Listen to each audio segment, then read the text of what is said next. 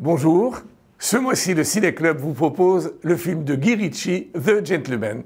Ce polar rythmé est un hommage au cinéma grâce à une mise en scène redoutablement intelligente et un scénario ingénieux, ce qui en fait un film jubilatoire.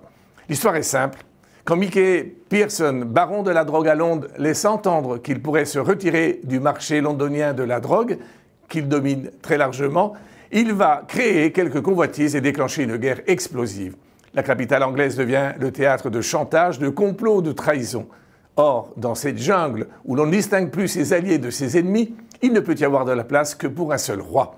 The Gentleman n'est pas un simple polar sur les parias de la drogue. La véritable originalité du film se trouve dans la façon dont le réalisateur transforme son histoire en une séance d'analyse de film. Tout le scénario est truffé de références cinématographiques et l'étrange personnage qui converse avec l'assistant de Pearson a tout de l'apparence d'un cinéaste formidablement instruit dont le projet est certes de faire chanter ses adversaires, mais surtout de créer son propre long métrage à lui. Et très vite s'installe une confusion entre le récit qui se déroule sur l'écran et les méta-commentaires sur le cinéma. Le scénario fait montre d'une redoutable efficacité narrative et fait partir le récit dans une nouvelle direction quand on pense être dans une impasse. Cela donne au long métrage un rythme soutenu et le film regorge de nuances dans la mise en scène et le plaisir n'est jamais déçu.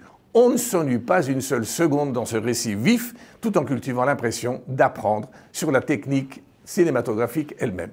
L'autre atout du film est son humour. Plus le film avance, plus on assiste à des scènes juste délirantes. Les dialogues sont bien ciselés, à l'humour très britannique, et le casting est tout simplement excellent. Chaque rôle va à merveille à celui ou à celle qui le joue. Et la façon de raconter l'histoire, les libertés prises, les retours en arrière, les moments où la réalité rejoint ou dépasse l'histoire racontée par Fletcher, interprétée par un Hugh Grant étonnant, tout cela participe à faire de The Gentleman un film qui fonctionne parfaitement bien et nous fait passer un bon moment de cinéma. Alors, bon film et rendez-vous le mois prochain avec le film J'accuse de Roman Polanski.